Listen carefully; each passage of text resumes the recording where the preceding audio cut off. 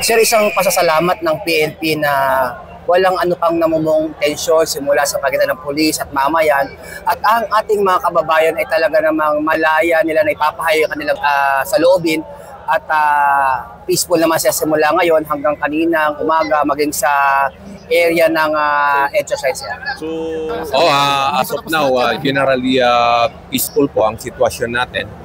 And kagaya nga ng sabi mo ay maayos at of course tahimik yung nangyayaring rally. Tahimik meaning walang nangyayaring kaguluhan. Ito ay i-attribute natin sa tuloy-tuloy na koordinasyon between sa mga organizers at leaders ng mga nagrarally at sa mga ground commanders ng ating kapulisan. Sir, baka may mensahe ka sa ating mga kapulisan na kahapon pa lang, sir, simula yung ibang mga region, nandito na sila para tumulong at suportahan ang NCRPO, sir.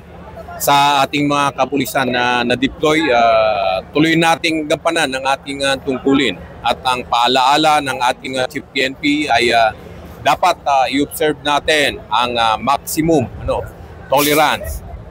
Dapat respeto rin natin ang karapatang pantao ng mga nagraralista at of course sa lahat ng andito ngayon. And at the same time, dapat lahat ng aksyon ng ating kapulisan ay naka-anchor doon sa police operational procedure nang sa ganon ay makaiwas tayo sa mga potential na problema.